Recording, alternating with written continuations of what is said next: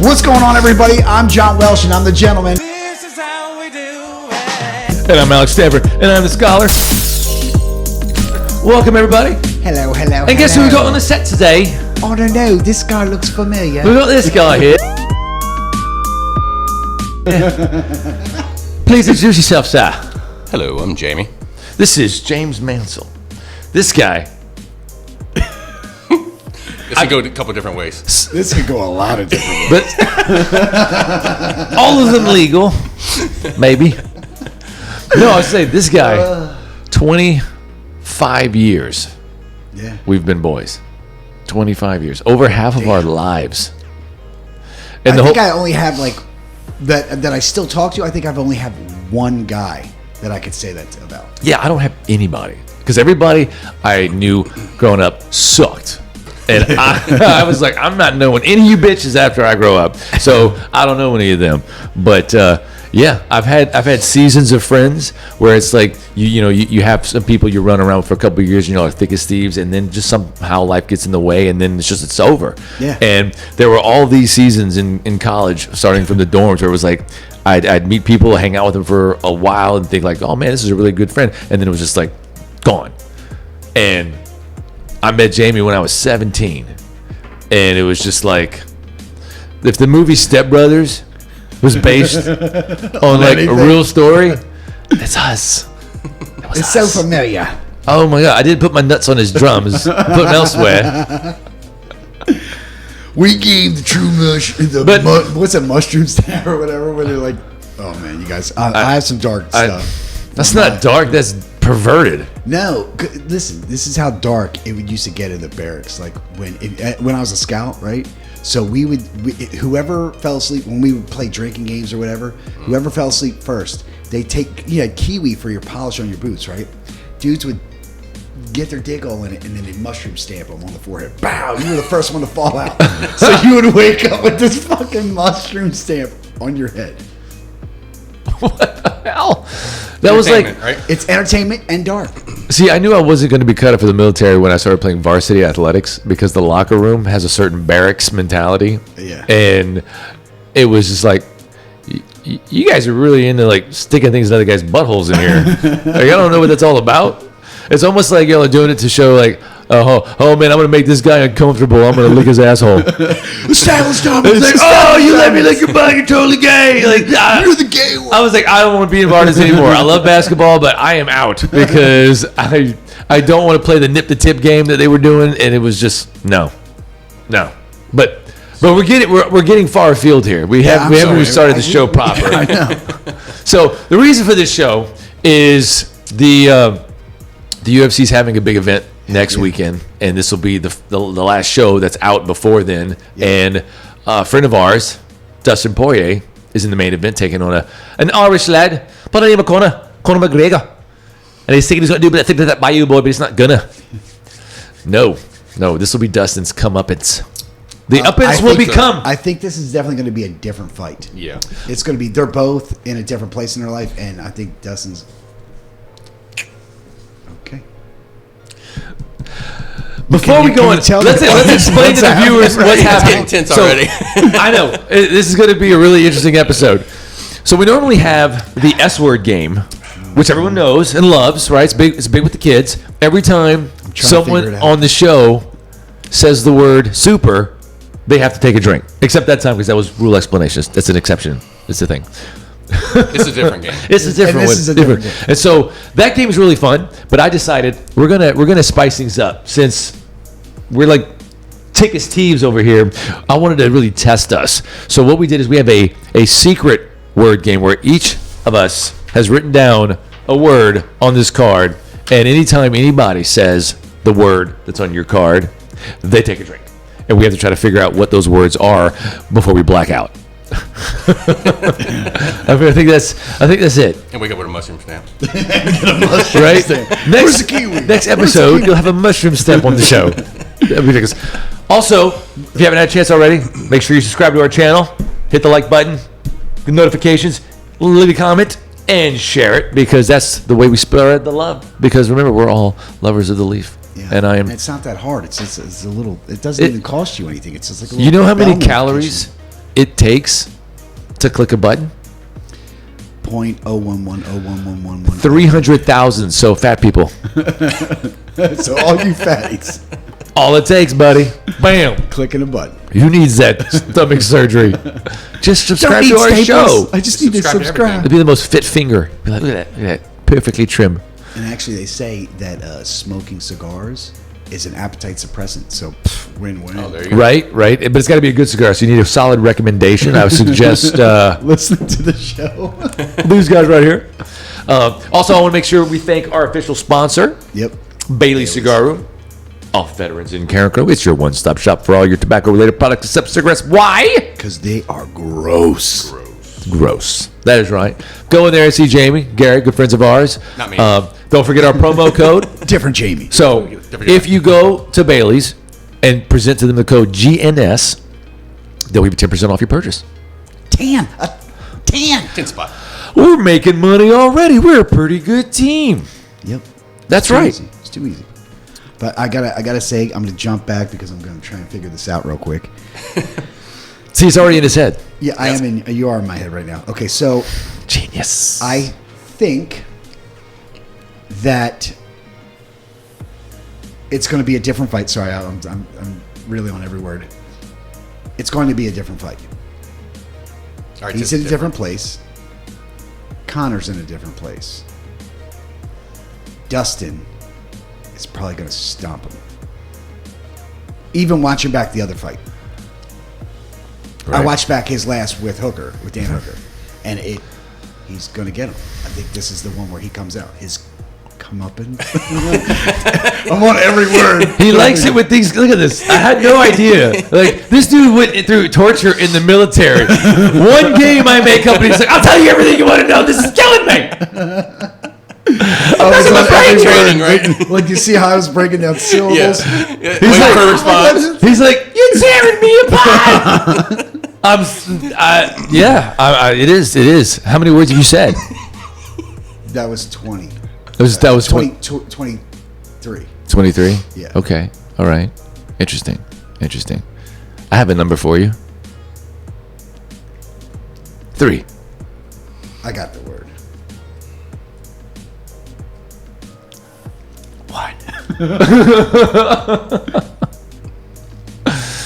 Jamie, you've been awfully quiet. You're not playing this game. Well, y'all have just been doing an intro and everything, so, I was just looking for my way to slide Got in. it. Can we please get the cigars going? Yes. Let's So do that, yes. let's say a word about the cigars. Jamie, if you would be so kind, do the honors. Present your stick. I mean, cigar. Oh. Yes. And what do we have? The Rocky Patel quarter century. The 20 Rocky container. Patel quarter century. So this smoke, you guys have not had this, but I had one, and I was very surprised at how lovely it was. And so I've been wanting to feature this on the show for some time, and we didn't really have a lot of opportunities. And last week's cigar was a very, I would say, underwhelming experience. It was pedestrian. It didn't have a whole lot going on to it. I don't think that I agree it was pedestrian, but you have to also understand if you put the word cream in your cigar and it has no notes of cream, then you're going to get a bad rating. Yeah, well, it wasn't even the rating. It was just the experience left me. I was just like, this would be the appetizer. Where's the entree cigar? That's what I need, and it just wasn't there. But this, my friend, Lord. this is a full meal. You're gonna have to loosen your pants a loop or two. Man, Rocky Patel's got it going on, dude. Rocky Patel's awesome. All right, so let's do the old cut and dry pour. Jamie, how many Rocky Patels have you ever had? Not that many. Just a handful, maybe. Have you ever tried their Vinegar Cream or their Hamlets or anything like that? No. No, not the Vinegar Cream. What's their cream cigar they have? How about this thing? Who's? Rocky Patel's. Don't they have a cream? I don't think so. Oh, No, they have the Vintage 99. That's their Connecticut. I thought they had a cream though. I don't know.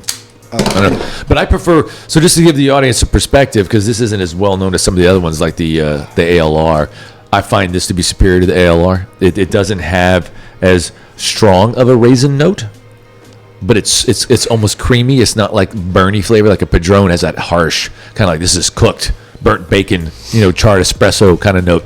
This is Just the smell. This is very smooth. The smell has like great notes in it. Like, I can't wait to see this. It's beautiful. All right. So I would like to one day get to a live show so that we can utilize some of the things we have with our new set. We actually have a call feature in here so people can call in and ask questions. So I cannot wait to get to that part. You know what I mean? Yeah. Having a live show. We get a live show going. Well, speaking about shows, we have a little bit of something to say about next episode. What's that?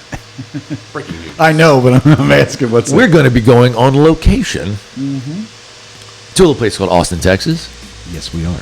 And we're going to be shooting. We're going to be going on the road. On the road. G&S, spreading the dorkness across state lines. Yes, and it will be very, very, very, very nice. And we'll be in Austin watching the UFC event and probably smoking some cigars. So we figured let's just record our little Podcast. a little thing. Let's do a little thing. Yeah. No big deal. Man, I haven't said anybody's word yet. I'm just looking at my huge glass of scotch and not drinking it. So These are English words, right, guys? That's what y'all chose? yeah. So what? Definitely. My Swahili's very rusty. Yeah. Just a What are bit. you picking up?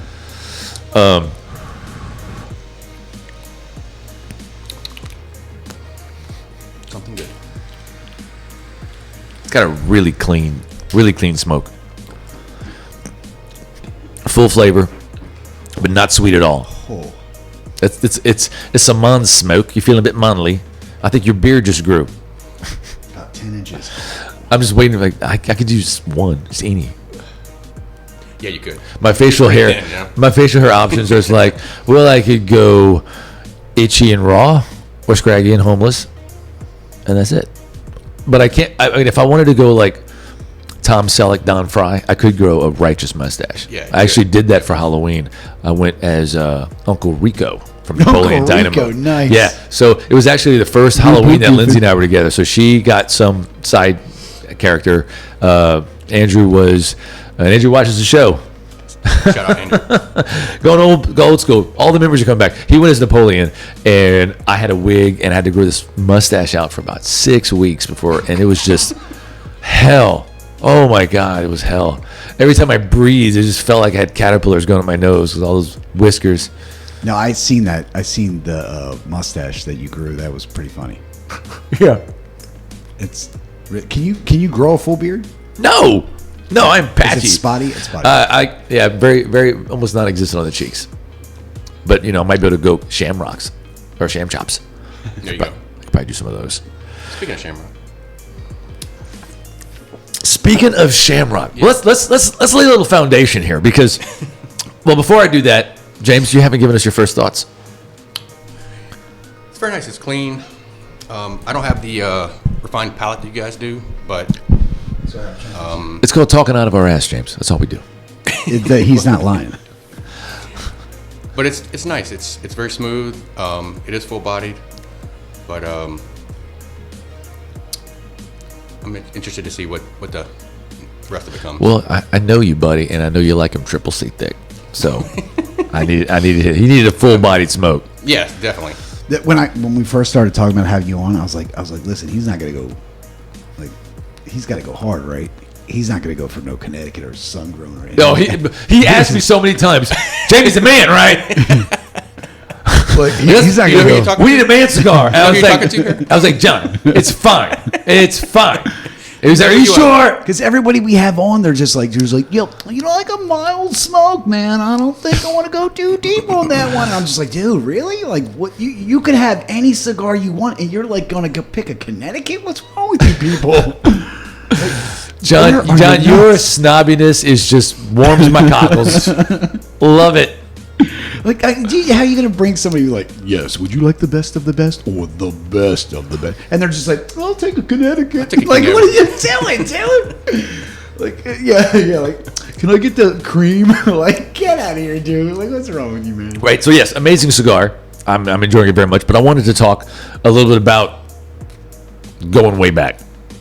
Going back. Well, I was going to bring that up, but since you're bringing it up, go ahead, go with it. All right. Somebody had to bring it up. Well, if you notice what we're wearing today, I'm wearing the Full Contact Fighter shirt. Full Contact Fighter was a brand back in the early 2000s, and they were one of the first companies to produce mixed martial arts apparel. Before then, it had been called NHB, which was a great name, but it's a little too close to GHB, and people got nervous. You know, no girls wanted to go see GHB because they were like, "Oh, I'm not waking up," you know. John's looking at me like, Just got it. He's like, I'm trying to figure this out. I'm like, why is it? Oh. I apologize to my friend. He's had a bit to drink. Because I'm still trying to figure out the word. I think I got it, but I'm still off a little bit. It'll come. Well, we all know you're off a little bit, John. Just a little It's bit. fine. It's fine. But yeah, so I'm wearing this shirt. James is wearing the Dustin Poirier shirt. We got to support our boy. Had to. And Obligatory. how long have we been MMA freaks? Since we met each other. Well, Since- even before that, I guess. But that was one of the things that we bonded on. You know, the first night we met, just Yes. randomly in the dorms. Yeah, he was like, "Do you want to watch two semi-naked men rub on each other?" And I was like, "Yes." And it ended up being fighting, and that was cool too. Was there oil involved? A little bit of Vaseline. No, I had been a fan since 1993. Okay, I started watching it right away, and I mentioned it to him, and he was like, "Yeah." And so one of the first events we ever watched together was, you remember? Of course, you know you're not autistic. Why would you remember that? It's 25 years ago. Right? Do you remember the socks you were wearing when we met? Because I do. No, That's What a little was it? creepy. But Yeah, right. it was the Ultimate 2 from '96. Ooh, okay. That one was one of the most user-friendly cards because the Wait. So you were back when there was no like weight limits. Like you anybody could fight, right? Okay. yeah. Yeah, And absolutely. that's when you were covering it. You guys were No, covering no. I'm getting to that, John. Golly, I'm getting to man. that, man. Ruining my Jumping the story. shark. I'm never going to see a movie with you. Jumped the shark. I landed on the shark and I'm riding it. Man, this is just, it's so sultry. It's burnt, but it's sultry. Dude, that pepper on the back, I can't. It's like you feel it for a second, then it goes away, and then it comes right back. You're like, what is going on over here? Right? I got the corona or something? Like, why Absolutely. do you keep going and going?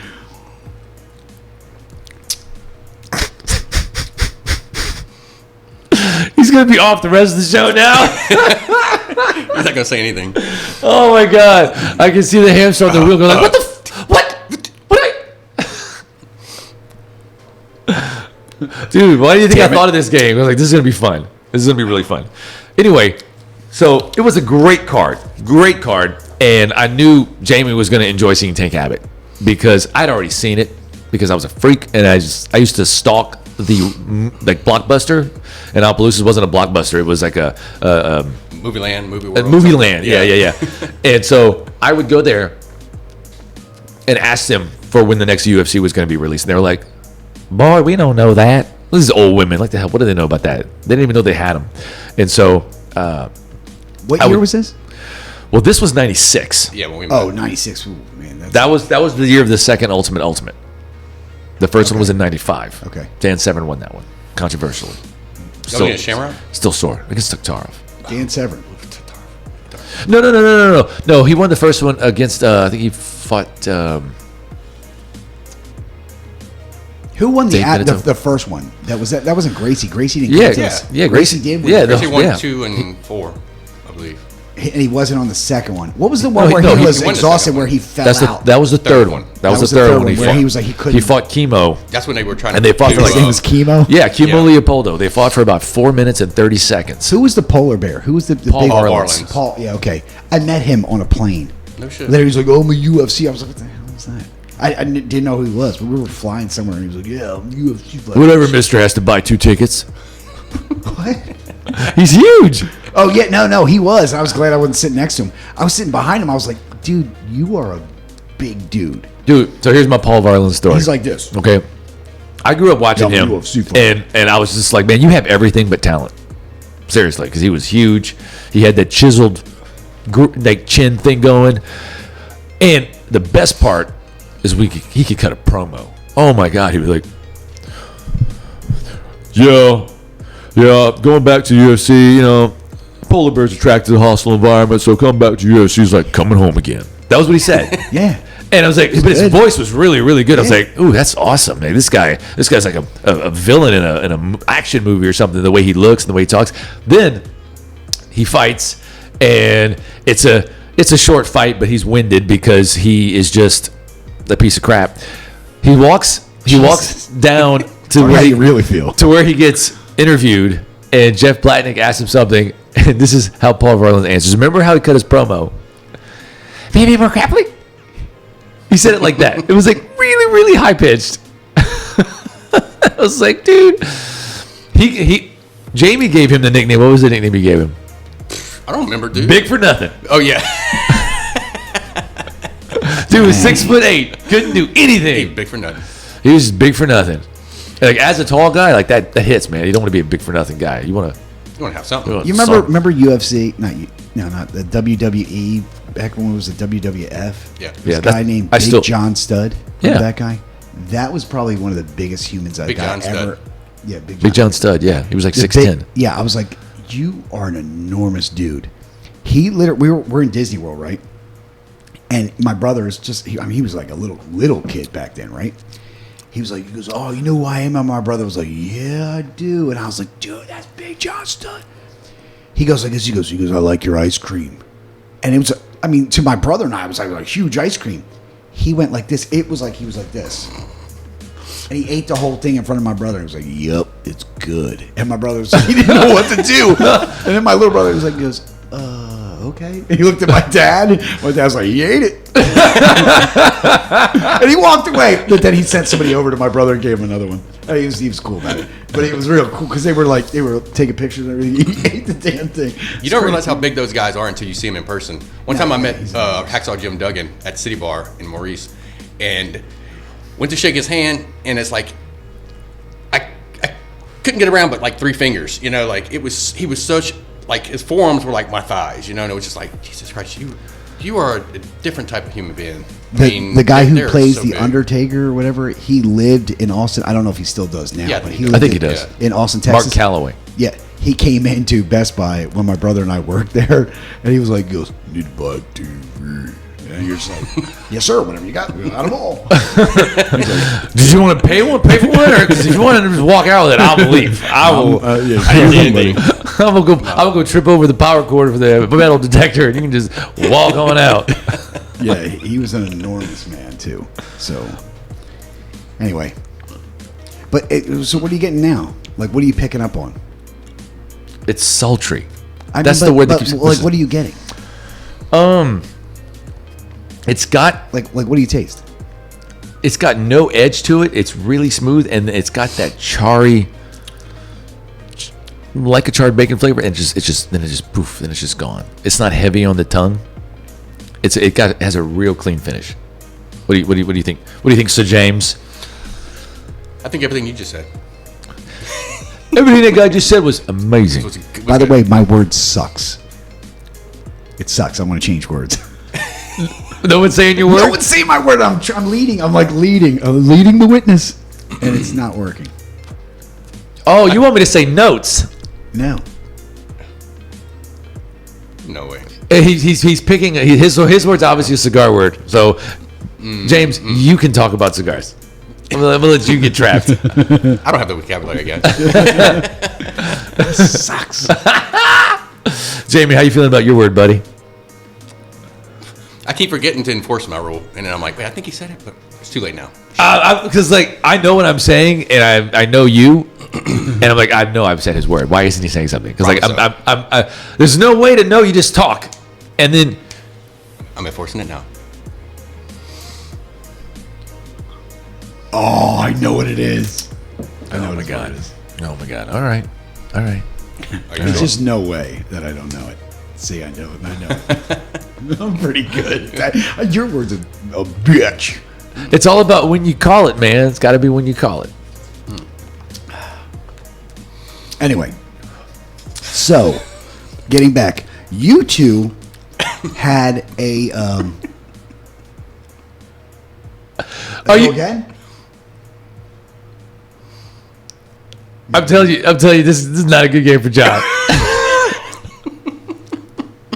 You two had a show where you would go out and you would watch events in the UFC. I'll take a sympathy drink for him. Yes. What was it called? Okay. That was, if you ever watched a Mentos commercial and thought, how do I make real life happen? We did it. We lived a Mentos commercial, okay? Because we were very big MMA fans. And when it finally started happening locally, it was like at Blackham Coliseum.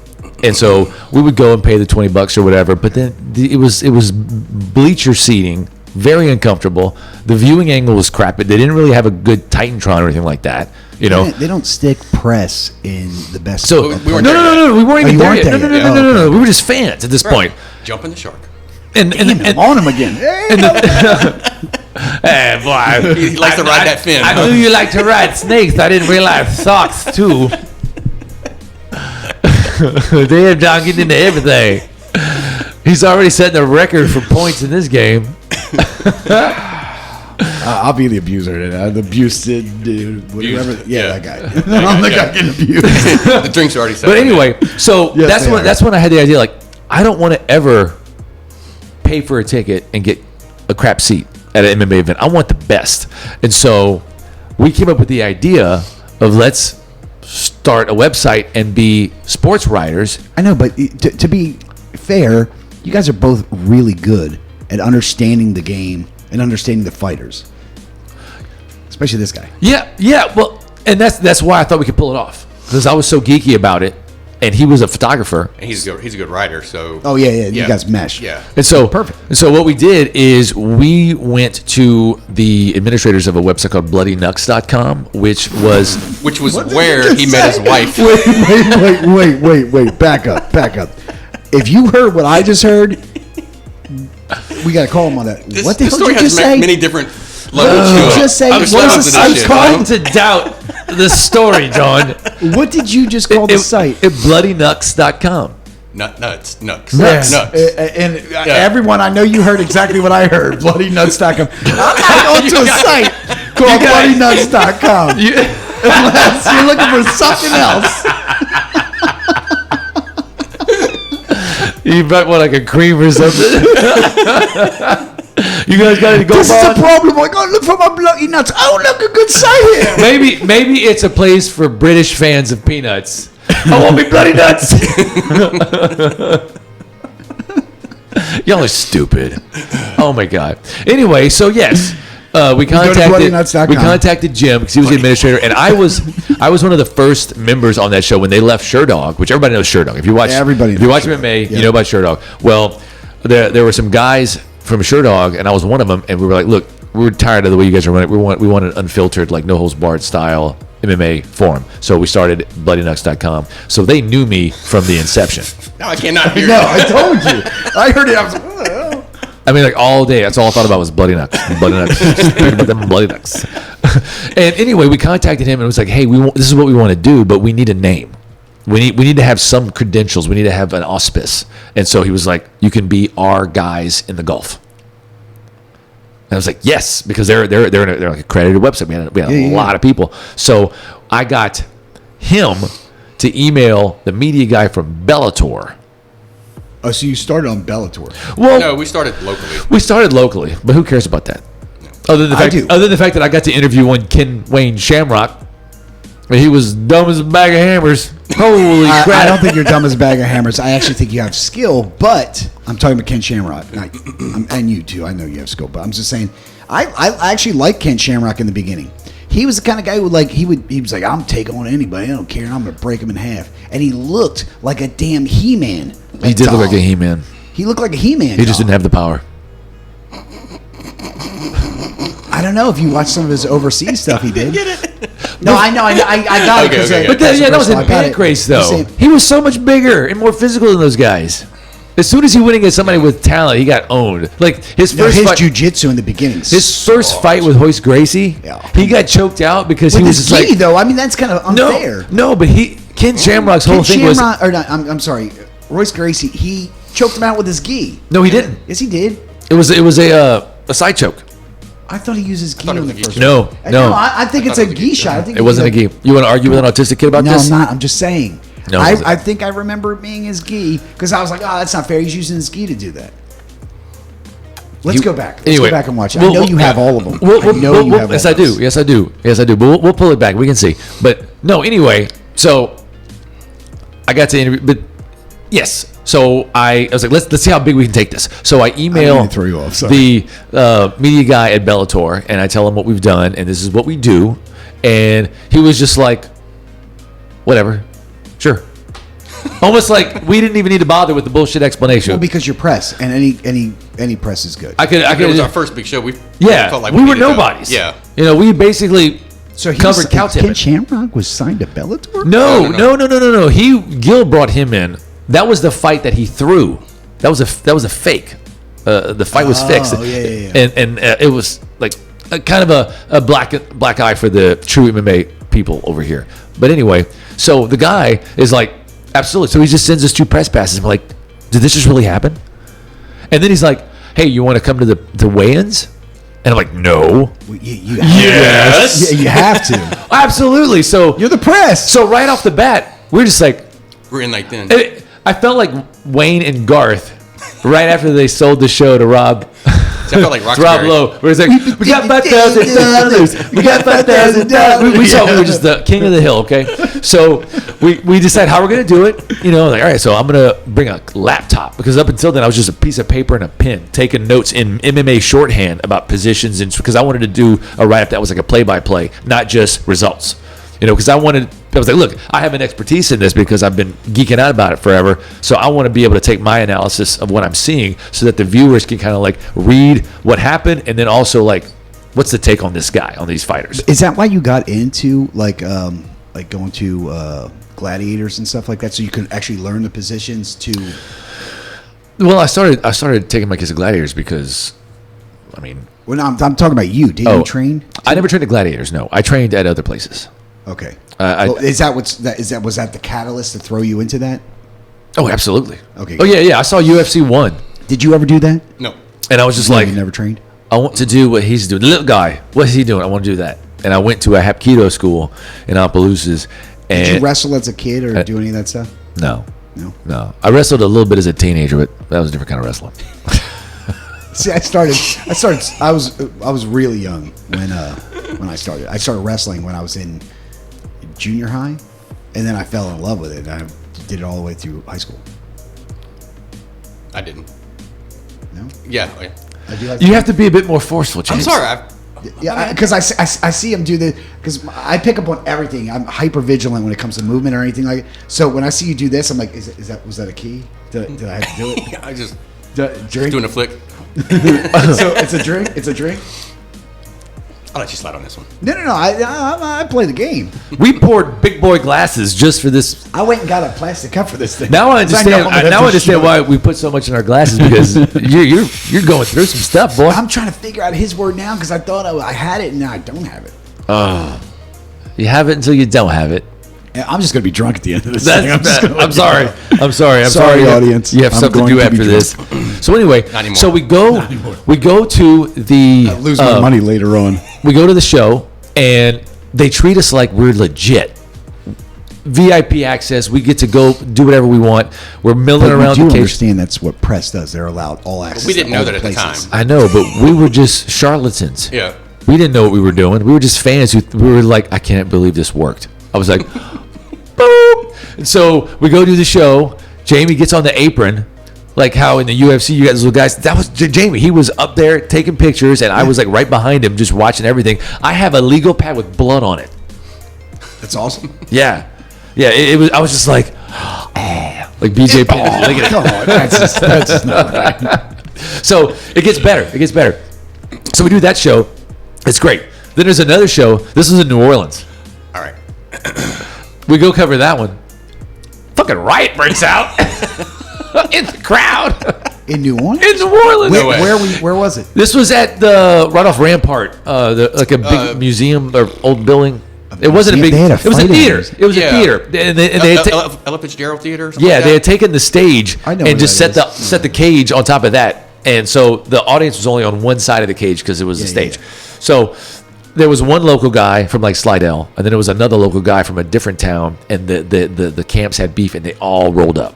So like all this dude's people were in the audience, and the other dude, his opponent's people were there, and they started fighting. After the fight was over, Yeah, I think there might have been a controversial finish or something like that, if I remember correctly. But something. yeah, Anyway, crowd just it started blew fucking up. going. So was- like I'm turning around like, Jamie, turn around, take pictures here. You know, we got to cover this now. This is the new main event.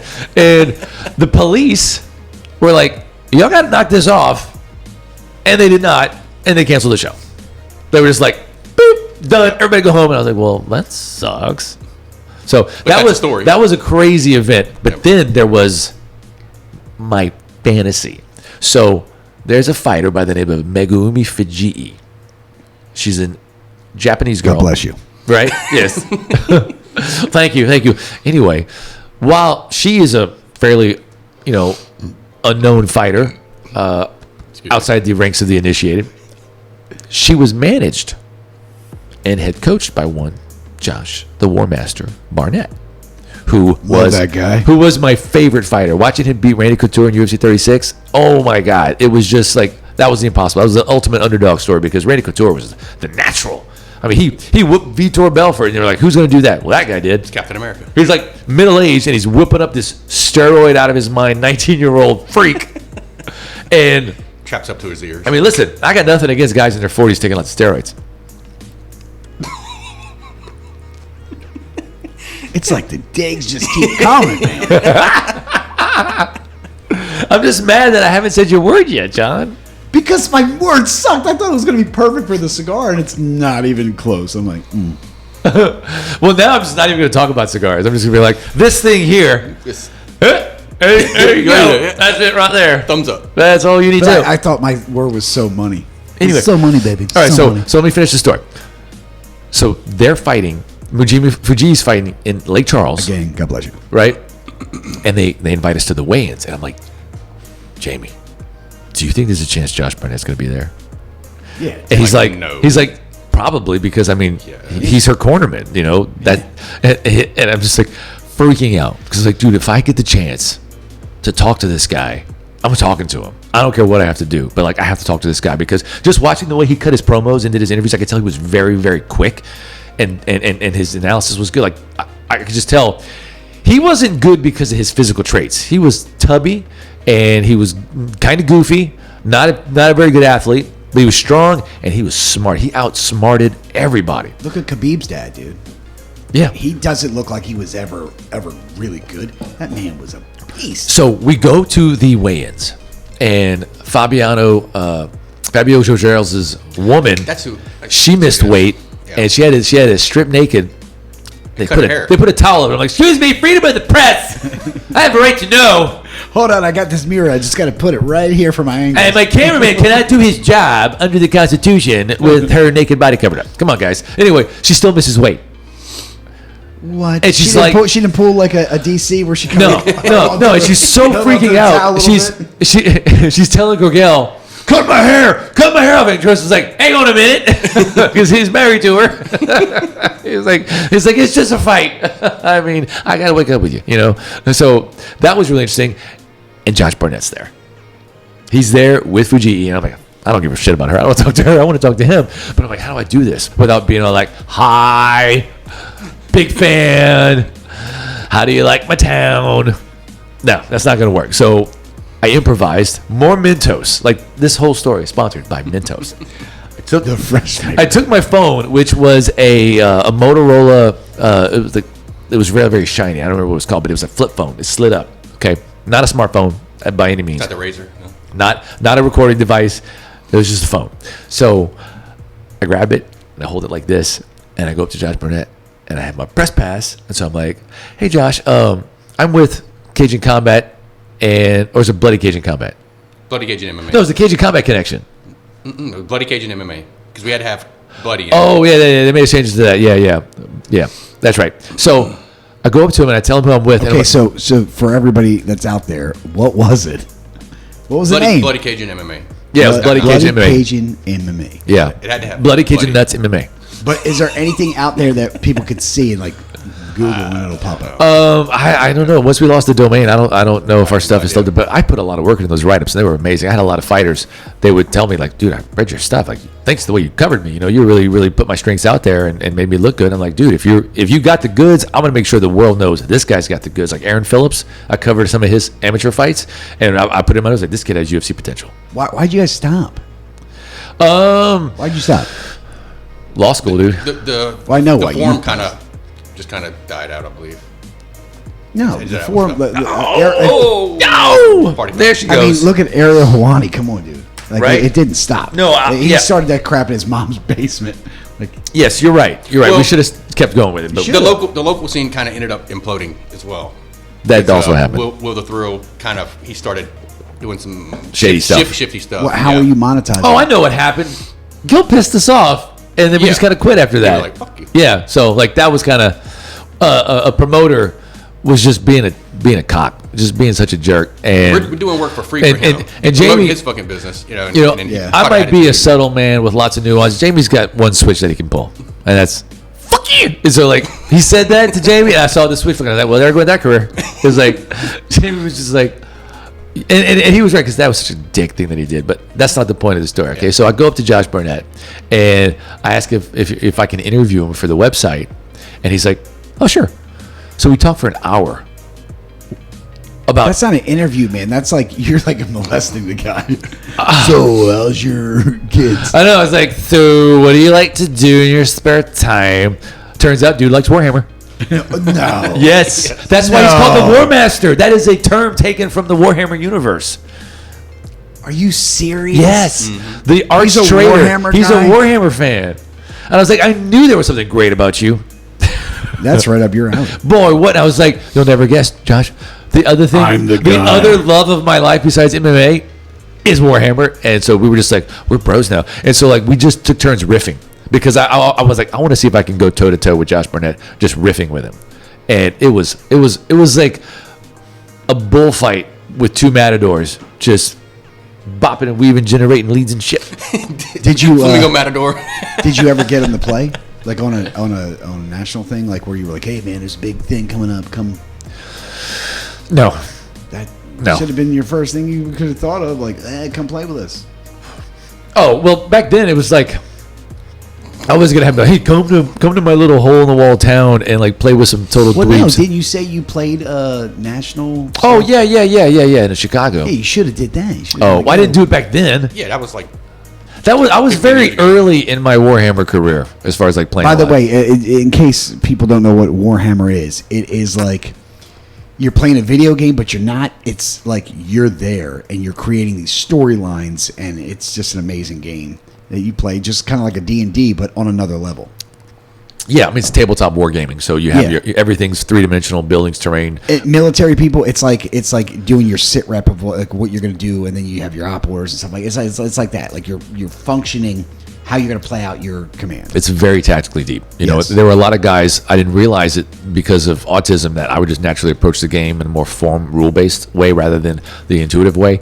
I thought everybody would play it that way. So right away, I started dominating people, and I'd play with these guys, and I'm watching them like, you're just literally moving units around and rolling dice. You don't know what the hell you're doing. You have no cohesive game. I was like, man, I'm going to murder you. Like, when you told me you weren't good, I didn't even imagine that level of not good you were. That's like, why are you even here? That's like a 5-year-old knowing how to move the chess pieces, and that's these it. are military people that you used A lot to of play them. with? What? A lot of them. I whooped a Oh my lot God, of Army man. guys' butts. I know some cats that would really like to play because that's all. Oh, exactly. That's all they do. It's very All much the- like that. These captains that I know, the majors and stuff, that they would geek out. So anyway- and stuff. Sorry. Me and Josh Burnett talked about Dana White a lot. And me? Yep. Oh, Lord. Just one? Yeah. All right. Yeah, my word sucks. I haven't got one person. To do Anyway, anything. for fans at home, this is a good party Go game. again. Go again, buddy. He got you again. I told you I am hyper vigilant. I pick up on everything. I think I know my word. I thought I think you know your word or my word. I think I know your word. Okay. I'm not going to say it yet. I'm just not going to say it again. I don't want to out him, this early into the contest. So anyway, we were talking about Dana White, making fun of him, just like bam, bam, bam, going toe-to-toe with me with just horrible You're really insults. going to make fun of the man? Ah, man. Well, they had beef because of what happened with the contract situation because he had tested positive for steroids after he beat Randy Couture, and that's why they stripped him of the title. And so he went and fought overseas in Japan on the pancreas promotion and was like the ultimate king of pancreas. Did you just say the pancreas? You're saying these words. I'm just hearing. You ever heard of earpiece, pancreas. I know a pancreas, but he said pancreas. No, I did not. No, I did not. Oh my god. No, I didn't. Right? This is ridiculous. John's over here hallucinating. He fought on the pancreas. What is in this drink? It's a really tight fight. What's in this drink? I want some. Oh. By the way, is everyone else having this taste? I mean, this is amazing. You should be out of your first third. Dude, this is amazing. So tell me where you are. I've already had this cigar. I want to know what you guys think. This is an amazing smoke, everybody. I definitely recommend this cigar highly. RP 20th anniversary, 25th. It's amazing. It doesn't hold on though.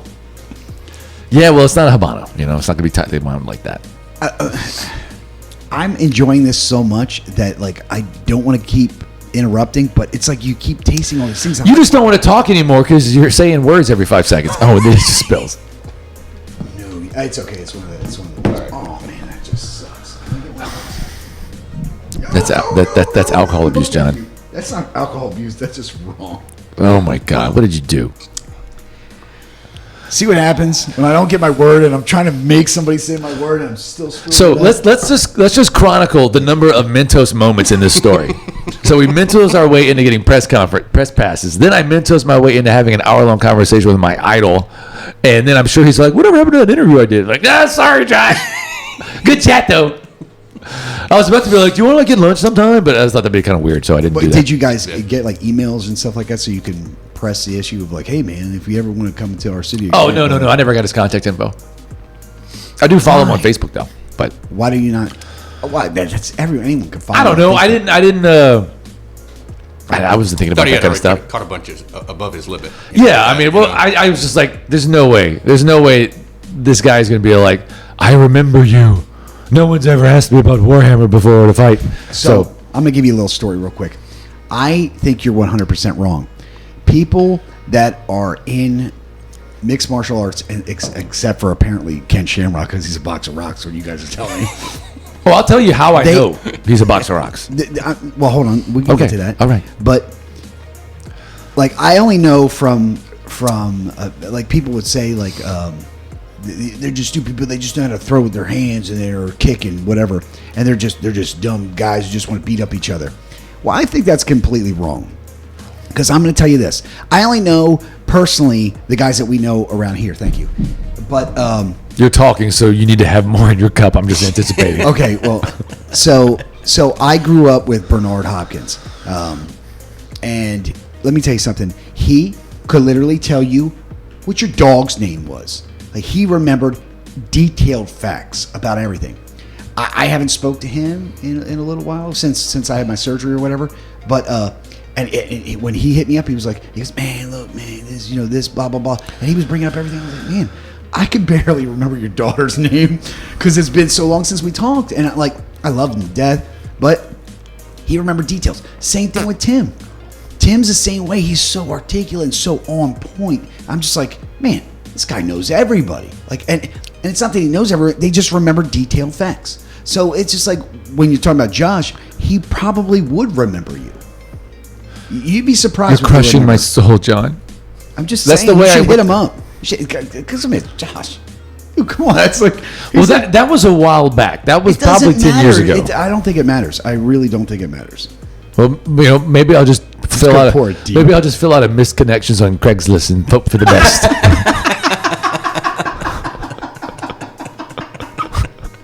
I saw you across the room. I did a faux interview with you in a Lake Charles Bellator event. We talked about Warhammer. Hit me up.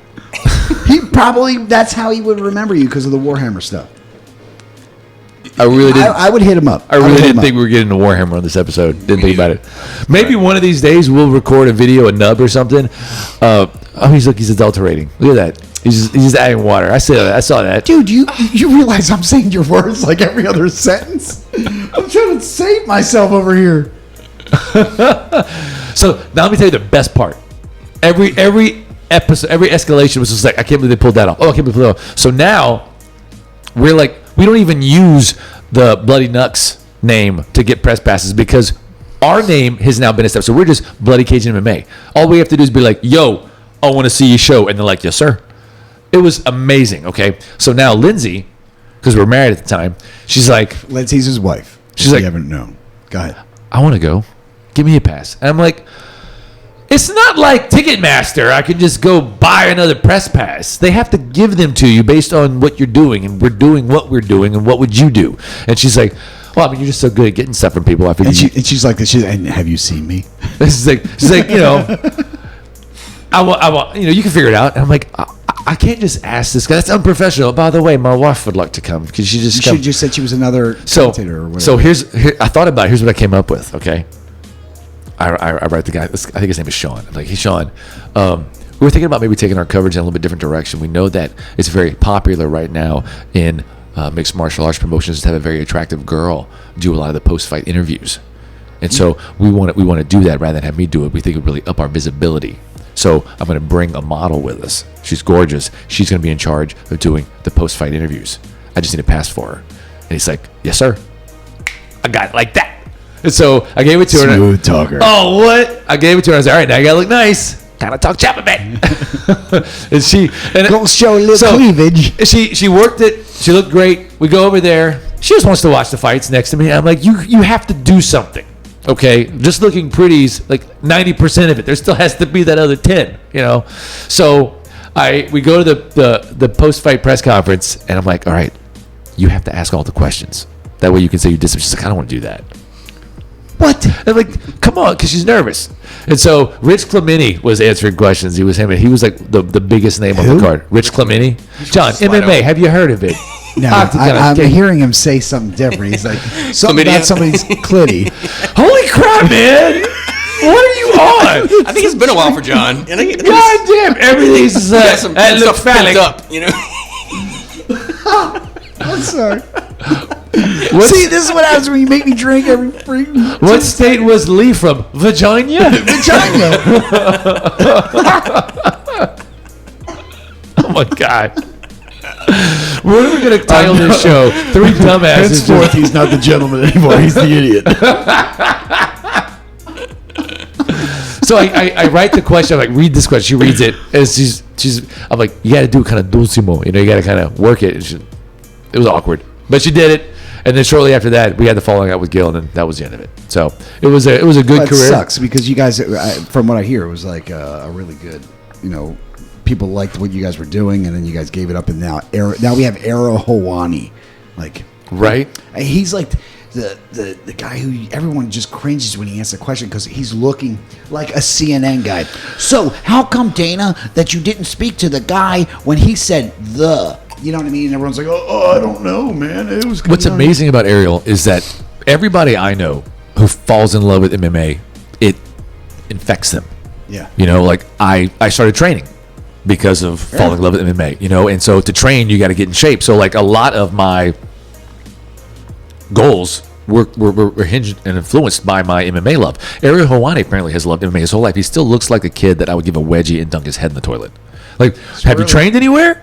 Have you decided maybe, you should add a couple pounds to your little frame? Because maybe he did fall in love with it when he was younger, you know what I mean? And then he was just like, I could never do that stuff. So I'm going to go the other avenue and I'm going to, I mean, I'm sure he has a wicked headbutt. That nose could put an eye out.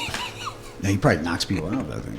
No, come on. Let's leave him alone. I'm just saying, I would rather have somebody like you guys articulating the fights and giving, little behind the scenes stuff than him. He's such an it's funny because we typically, when we get together to watch the cards, whether it was a pay-per-view or just a televised card, we would commonly remark that, man, our banner was so good. It was like funny and analysis, kind of Joe Rogan. He's like, y'all should do a podcast about it. And I was like, maybe one day I'll have a podcast. Maybe. But, hey, Jamie, I'm turning to you. I have to ask this. So when you were in there and you were taking the pictures for the website or whatever, right? Were you allowed to get right up in the ring and not sometimes. In the ring but on there, and then when after someone wins, were you able to jump up to take a picture? There were a few times I was able to get into the ring afterwards to take shots of them, raising their hand and stuff like that.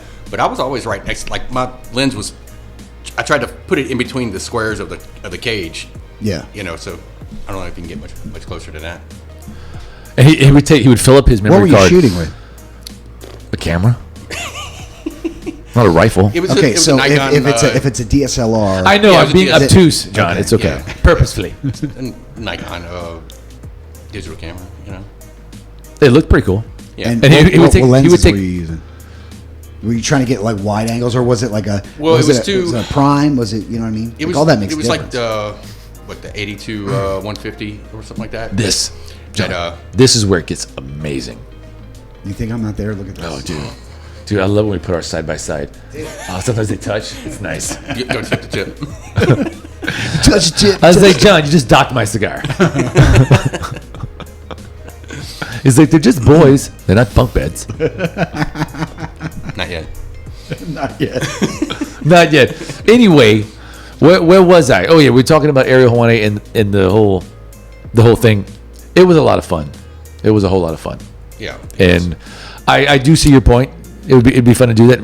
Maybe do like a fight nub where we record ourselves. I mean, tonight, I'm gonna have them on TV. We have the opportunity. We're gonna be recording a little something tonight, having a get together, guys. Gonna smoke some Habanos, drink some fine bourbons, and watch some dudes get their clobber knocked. Yeah. Well, we got Max tonight.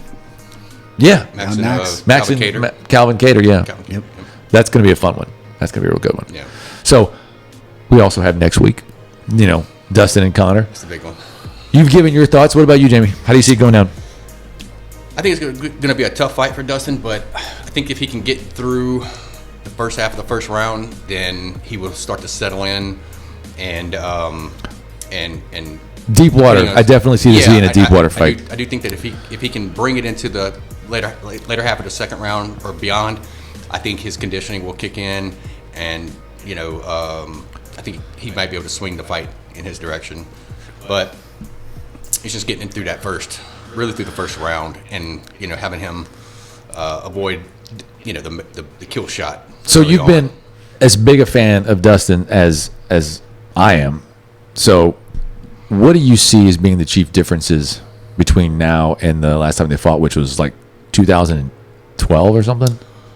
Well, the big thing for me was No, that 2014. Yeah, 14. I was about to Yeah. correct you. they're at 155 now instead of 145. So I think that extra 10-pound weight cut was really depleting him, and he's been able to kind of grow into his frame, add probably 10 or 15 pounds of muscle that has worked well for him, and also his boxing defense, because before he was a barrage type fighter. It's like I was given his answer. Damn! Get out of my head, James! but he's been able to work that kind of high guard where he bring his elbow up and stuff. Yeah. And As Max said, very weird. Yeah, exactly. And it seems like he's just refined his boxing to a large degree, and he's started working in more kicks and stuff like that. And I think, if he can work in, like, especially the low calf kick early on in this fight, that will take away some of Connor's mobility, and because he is so heavy on that lead leg when he really stretches across With that left. with his left, because Yeah. he punches like way across, does. over his body. He does. To get that extra 6 to 8 inches. All right, John, you're right. We totally should have had a show about this because. Okay, continue. Anyway, but I think if he can kind of compromise that front leg, that lead leg, then that will serve him well in the long run. As Teddy Adams would say, water in the basement. Right. I'm gonna make a prediction. Damn. That's where I was going too. No, that's how many drinks he's got to take. I think it's going to be over in the third round. Well, that's the round where, like, the earlier the finish would be, the more I think that would favor Connor. The later the finish, I think that would favor Dustin. I think. So, okay. And this is just How big do my drinks need to be? First off, I love both. I love both fighters. This is something where I'm going to go PC because love Dustin. That's what we do here. The way he grew into what he is right now, and then Connor, what he is right now. You know what I mean? Because before it was all mental warfare. Yeah. Now it's more of he's conditioned his body to be a physical warfare. Because everyone knows he has a left. Everybody knows. He's got more of a boxer's, that uppercut that he throws. He's got a good shoulder. Messed up Cerrone with that. I think Cerrone never saw. He was like, yeah, okay, he's not going to throw that. Oh, wait, okay, I can't see right now. And as your eyes start to water, because I've been there before, as your eyes start to water, he caught him with that kick. And then that was it. Because it was a masterful combo. It was so like on I was very, the nerve very that you're impressed. Like, oh, dude, he's done. Very impressed. But this is, if I could tell you anything, Dustin, and I know I'm a nobody. I'm nothing, right? But the bottom line is, whether the first and second round, let him have those. You take him into the third round, he's done. We saw it in every fight. He's not going to be able to keep that pace. The pace that Hooker and Dustin had, there's no way Connor's going to keep that pace. I know he's not going to watch this show, because whatever, but I hope he does. Because I'm telling you, whether those first two, give him that crap. Give him those 2 rounds. Who cares?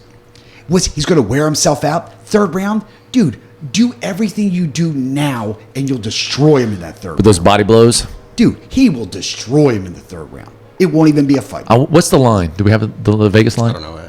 Oh, man. I know Dustin's going to be a pretty heavy underdog. I don't care that he's on. I like him being an underdog. Yeah, it drives. I would bet on it. It drives him. I'm gonna get my brother to do it. I'm gonna get my brother, and I'll go in with him. Oh, cool. Like, yeah, dude, bet on that fight. I would if I could. So let's change the subject. I think we've explored all the MMA.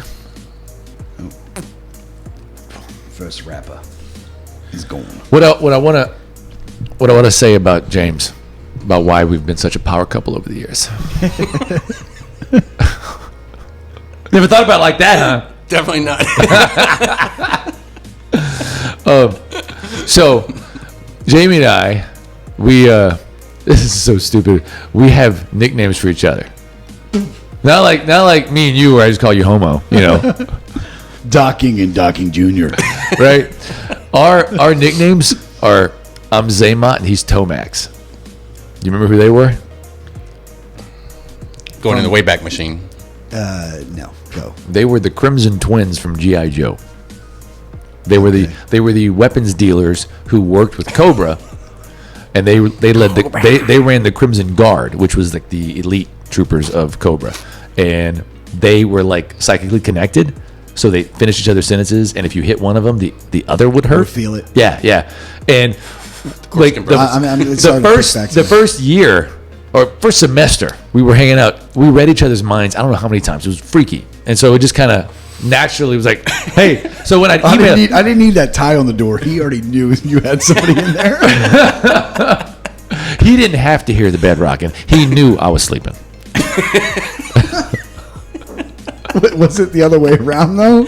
Yeah, Jamie. Most of the time. Dude, when I was in the dorms, the only person I got to sleep in my bed with me was my best buddy Nick, because he was covered in puke and passed out. He just passed out in my bed. I was like, well, I guess I'm sleeping with a dude tonight. God dug it. Damn. Another chapter to the Nick Chronicles. I'm sad for him so much right now. Dude, that guy was a walking joke. So he meets Jamie. And he's talking about how brilliant he is, because he was hanging out with me and he wanted to kind of draft off of my IQ, because he was trying to, like, I guess through osmosis pick up a few points. So he didn't know what osmosis he's telling Jamie about how smart he is. He's like, oh yeah, I'm pretty much super genius, whatever. And Jamie just looks at him saying like, how many remedial classes are you taking this semester? And it didn't even sink in. I was like, oh man, I'd wait till I got out of those classes before I started like, bro, look at me. You know, I do my math on an abacus.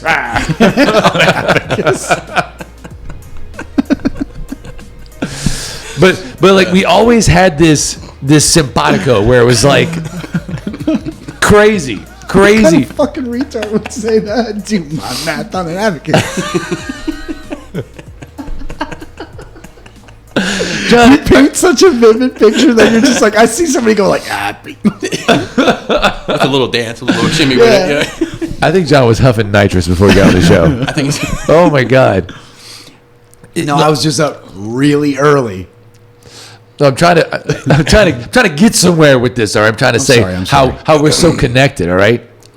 So there was this young lady by the name of Sandy that we used to know. back in college. And she was your classic daddy issues girl.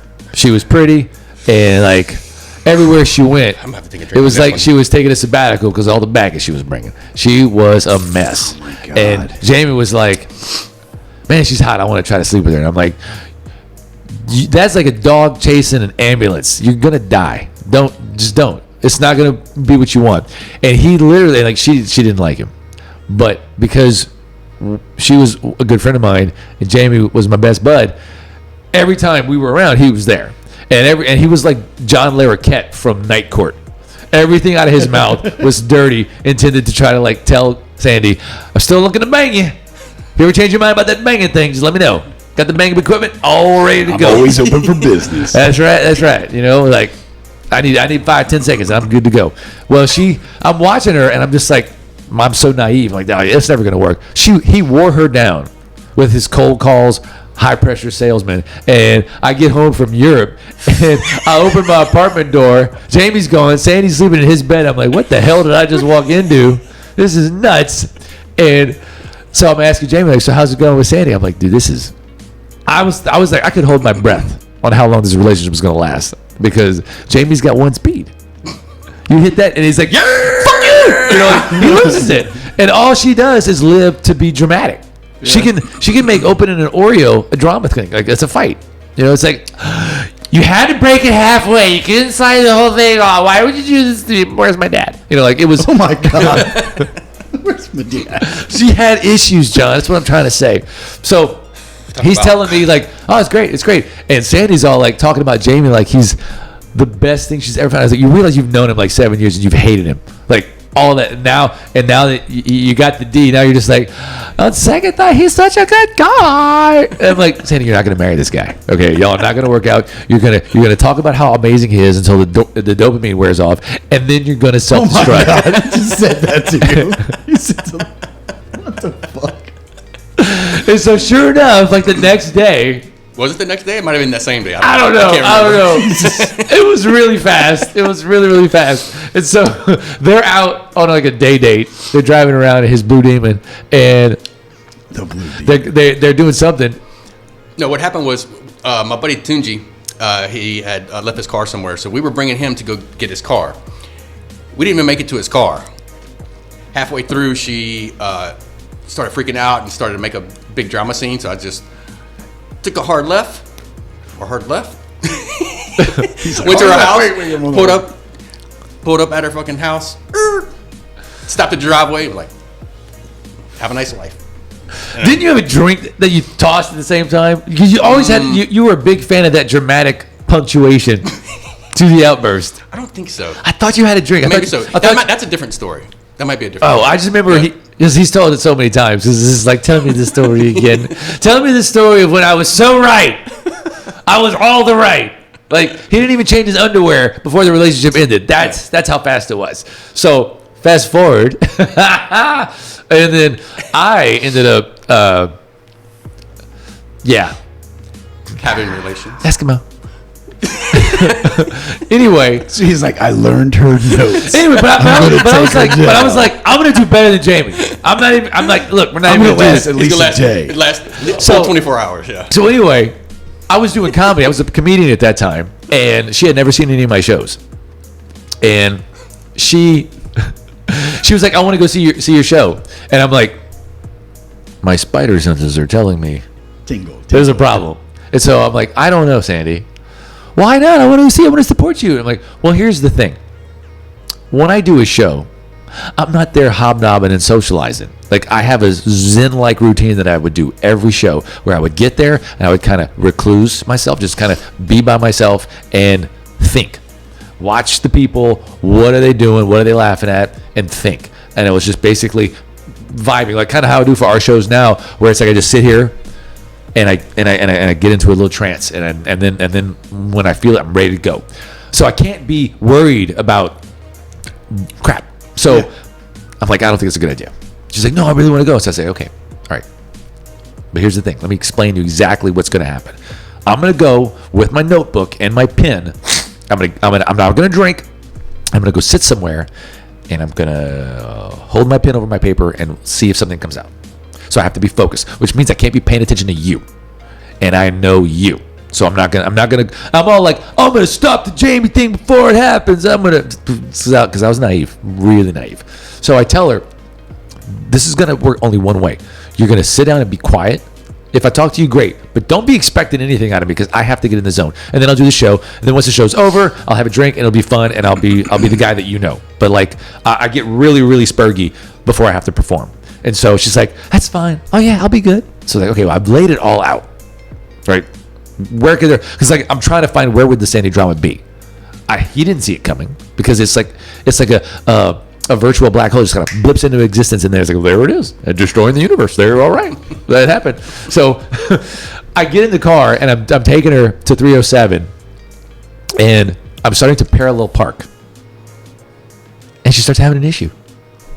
She starts having an issue about something like apparently she just could not have the attention. So I look at her like, fucking knew it. Put it back in gear, left, hard left, get the fuck out. And I was like, Jamie. Oh my God. So whatever became of Miss Sandy? Oh, she's overseas. She's in some country. I don't know. She's in a country. Well, yeah. Just chilling? She's like teaching English to people who don't speak English. That way they can't tell if she's full of shit. I have that. That's a perfect job for her. Right? You give me A. Why'd that A? Trust me. Everything you said was right and you're cute. You know? You give me F. You give me the D. Right? Oh! Oh my God. So she's over teaching somebody some English. Yeah. Yeah, in some country we don't know. Somewhere. Yeah, we You have should look her up. You still the dipshit you were back when we knew you. What the last freak out she had was when I flew Lindsay down. She was like, I want to meet her. I'm like, I don't think so because you're a psycho, and like I don't mind having you around in a controlled environment, but like otherwise no. She was like, no, I want to meet her. You know, she's obviously very special to you. And so like, exactly. but here's what you're gonna do. You're gonna do what you've done every single time I've started dating somebody, and that is you're gonna be like, oh my God, she's so sweet, I love her. And then once you realize that it's serious, then you turn to super bitch, and you try to sabotage the whole thing, and you start playing these little drama cards where you want me to choose you over her or something, and it's like, no, I get to touch her boobs, so you're gonna lose that every single time. So would you guys say that you both had the same taste in women? I mean, until we brushed. Well, what was your? I mean, I get that, but I'm saying like, what was yours? Well, he was a tall, blonde guy. Blonde. My taste. Back in the day. Yes. Okay. He liked tall and blonde. He liked kind of German-esque kind of chick. Me? Oh. Me, I was more of a Latin guy. You know, I preferred dark hair, dark skin. I know your word. Let's see if he picked up on it. So, not necessarily, but you know, I'm an equal opportunity guy. You know. Okay.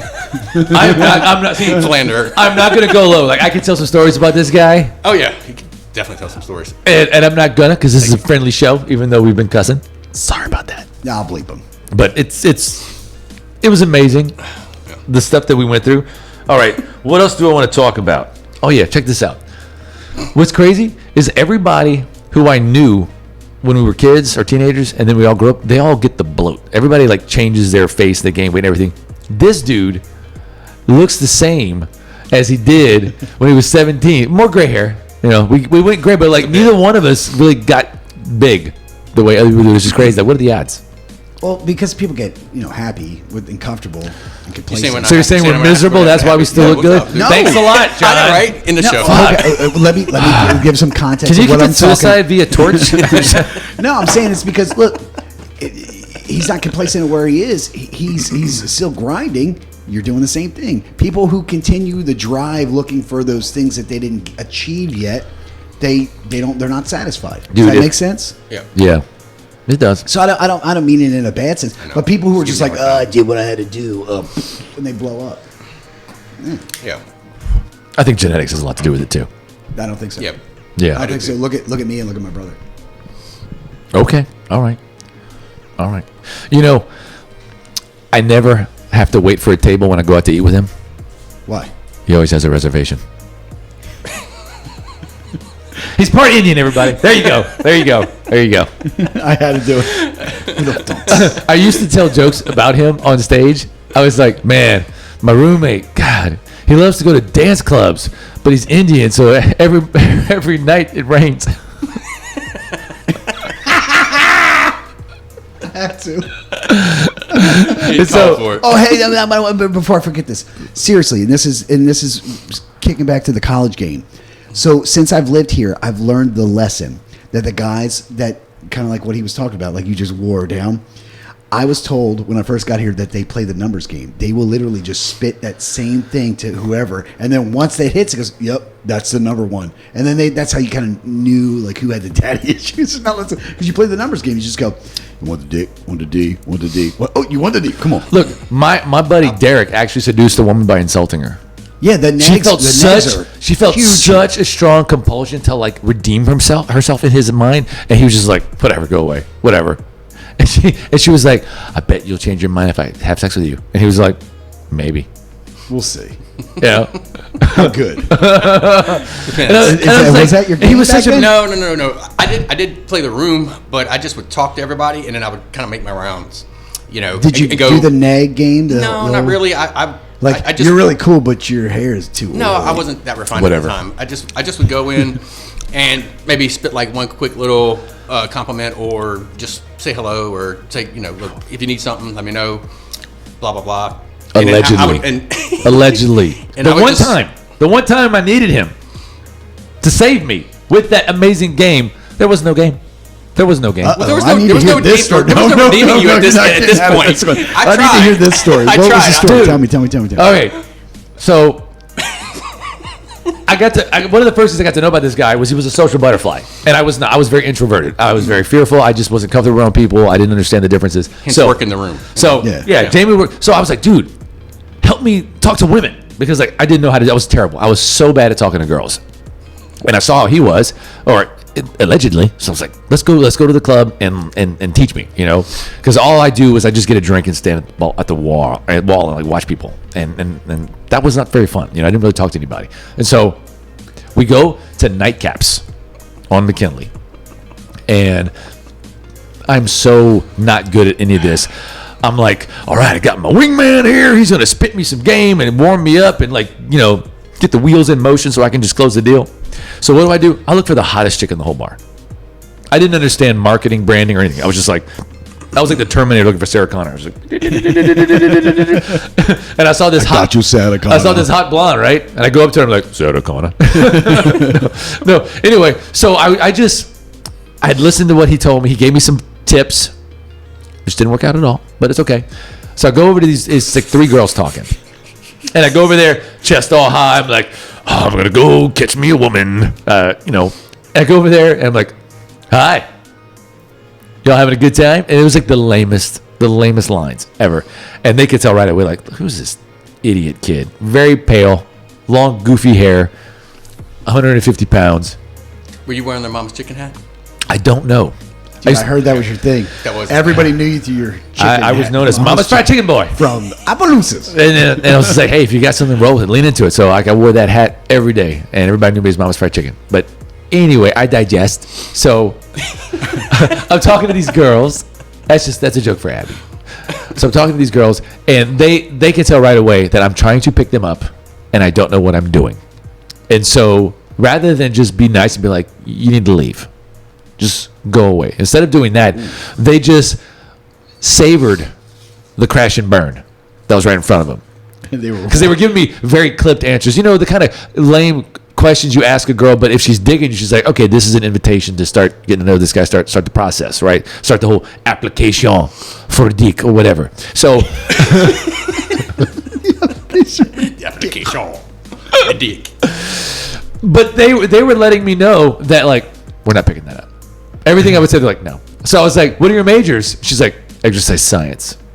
And she stares at me. And I don't know what to say, because I'm like, is that a real major? What do you do? What is the science of exercise? All right, you got your arm. You want to bend it, do it like this. That's science. I didn't know. I didn't know what that meant. I was a chemistry major with a philosophy major. So, like, I was on the other side of everything The from other that. end of the spectrum. Right? Yeah, totally. Spectrum, for sure. For sure. So I'm looking at him, and I'm like, right away I'm like, is something burning? Something's burning. Oh, it's me. I am burning up as I'm crashing through the atmosphere. So I get really, really uncomfortable because like my courage was really just like an M&M shell. It was very, very thin. And so I look at Jamie and I'm like, come help me. And so like I don't even think I said anything. I think I just turned on my heel and walked away. I was so humiliated. And so I'm like, Oh, Jamie. man. So I get Jamie and to come help, to come to do like some damage control or something. And he just goes and he like says something and they give him that same "we're better than you" response. And he's just like, to hell with these bitches. And he doesn't even bother to try to put out the flames. And Jamie He was trying to nice save too. it, but by that time it was too far gone. The flames were burning everybody up around them. He was like- And so I was like, well, that's a wrap. He was like, it's a decapitated corpse. There's nothing I can do for this. There's other chicks in here.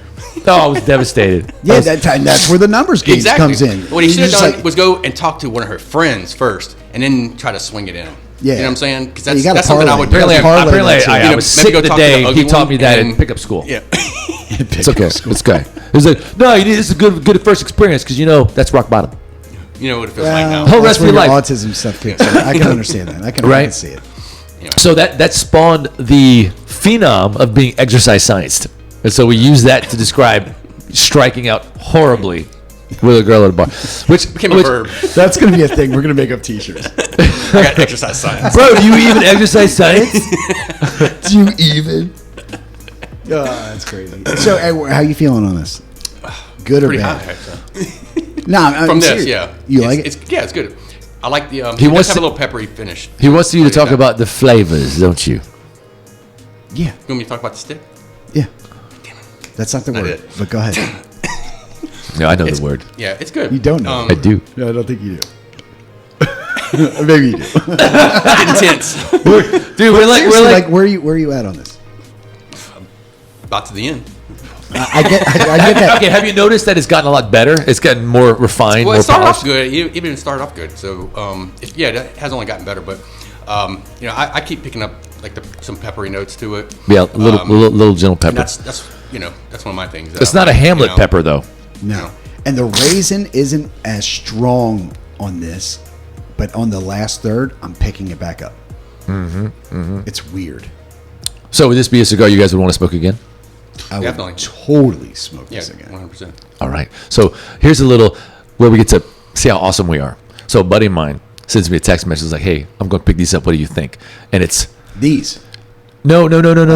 It's the Hamlet 2020, Oh. the Hamlet Tabacero. Yeah. It's the Mouth is 601 Maduro Oh. and Padron 1926. Yeah, yeah. And Yeah. Monte Cristo #2 Torpedo. And I'm looking at that and I'm like, that's a weird list because like I'm pretty sure we smoked all those on the show or talked about them. I'm like, I was like, hey, those are all really good sticks. He's like, yeah, I know. They were all on your show. I was like, what? He's like, yeah, I'm getting all the sticks. I was like, well, here's the problem. That Monte Cristo #2 is a Cuban. You're not going to get that anywhere. So, I'll see if I can hook that up for you. So, anyway, he's going to have his first Cuban cigar tonight. That guy. I'm going to hook him up. Yeah. Oh, and this is Chris Hargrave. yeah. My boy Chris, we'll hook you up. Just friended me on Facebook too. That's right. I heard you were asking everybody who this guy was. And yeah, it was like, well, whatever. So, all right. I want to tell a story that I lived through. I have so many little stories. Like I used to tell all these jokes about what we would do on stage, and not all of them can be repeated here. But I want to tell a most of couple. One of my favorite Jamie jokes he used to tell was I was like, yeah, so my roommate's Native American, and I'm 100% Caucasian. So like every year at Thanksgiving, I try to give him a very authentic Thanksgiving. So I let him cook all the food, and then I just eat it.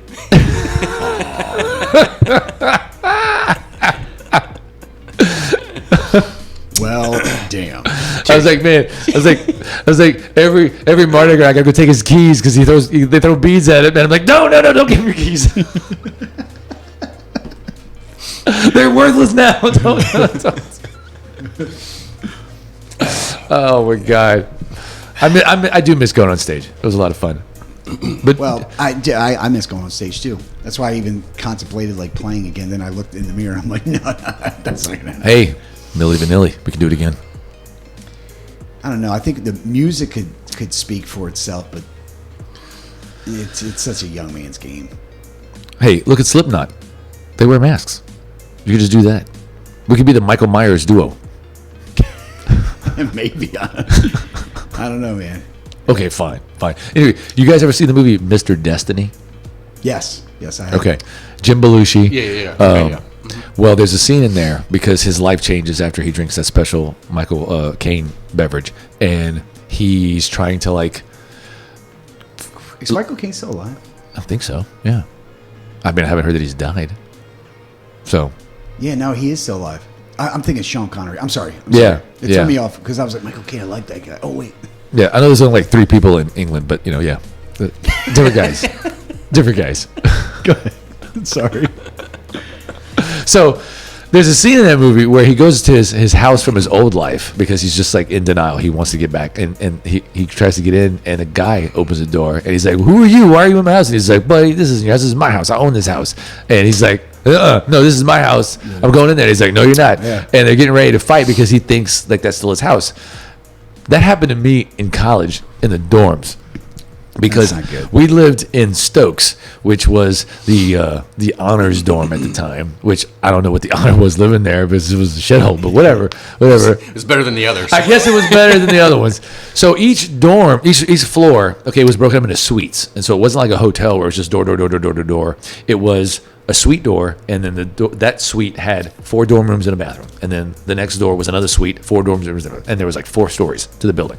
We were on. Our dorm room was 306. I don't know why I remember that, but that was our dorm room number. So you have your key, and at the end of a night of revelry, I'll just say heavy revelry. Heavy. You knew how goth I was. I was into heavy revel. So I would drink to that joke. That was so terrible. Cheers, everybody. Anyway, I'm walking home. And I go up the stairs because we didn't have an elevator. I go up the stairs and I go into the suite and I go to my room and I put my key in the door and it's just not working. It's just not working. It was 6:03. And I'm like, what the? And like I'm trying again. And then the door opens and it's a guy in his underwear. And I'm like, Jamie, who you got over here?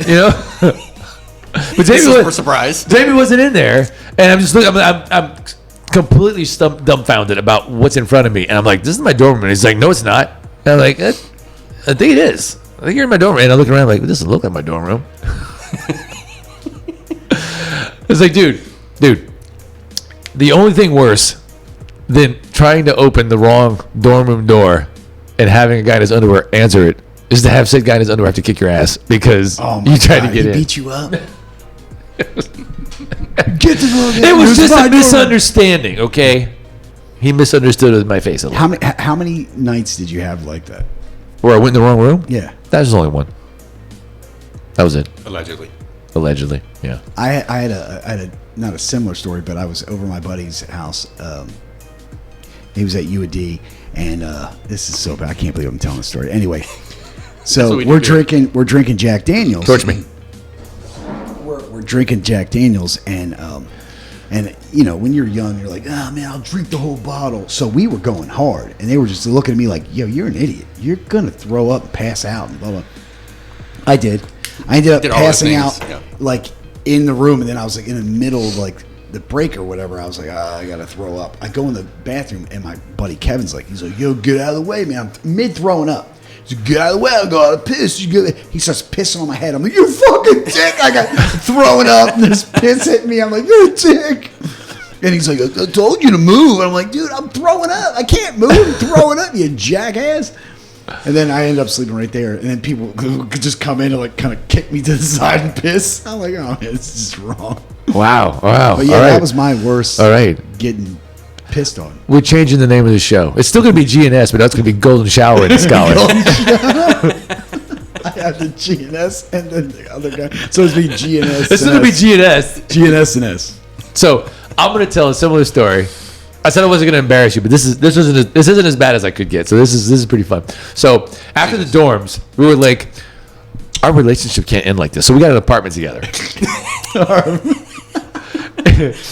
It's all about framing, right? Right? And our furniture was like reject condominium furniture. like beach condo furniture. And I'm like, dude, did you rob it days in? Where did you get this shit? And he's like, my mom picked it up. But it was more than what we had. So, all right, fine. So we had these horrible love seat sofa setup. Floral pattern. Floral pattern. And this is Just like grandma used to make. this is another one of these Jamie got lucky stories. So I'm staying home. I'm playing video. I'm playing video games. I was probably playing Siphon Filter because that was the game we played a ton back in like 2099. Which direction is this going to go? So I'm playing that. Jamie gets back from the bar and he's got this girl with him, and she's kind of cute, right? And I'm like, Jamie, look at you, showing all those skills when I'm not around. Great, thanks, buddy. So he comes in and he sits down. We're bullshitting, and the girl sits down. I don't want to say Jamie drugged her, but somebody did because she was tore up. She was just kind of like vaguely present. She was there, but not really there, and so she had that kind of listless look in her eyes. And I don't think much of it. I'm like, all right. And so I was like, Jamie, you better hurry before she passes out because this is going to go from like consensual to rape real quick. So you know, don't let her fall asleep. Never got that far. No, and I'll tell you why. So we're talking, whatever, and she like does the whole. I didn't know it at the time, but this is girl code for shit's about to go down. She like puts her head down on the side. When the party's not over, you don't do that unless there's a problem. Okay. Yeah. And there was a problem.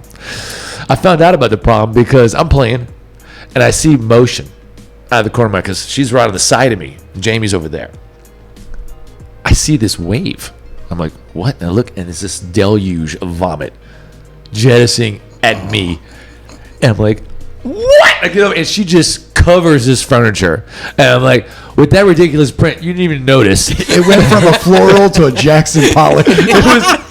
I was like, Jamie should probably add it to the value at this point, you know? Like, this is an interesting print. And anyway, and I can see the look on Jamie's face, and that face of like, well, my plans just went to hell real fast.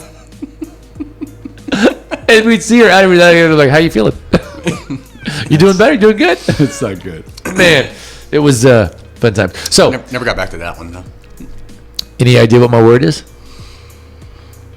No. I figured out his word.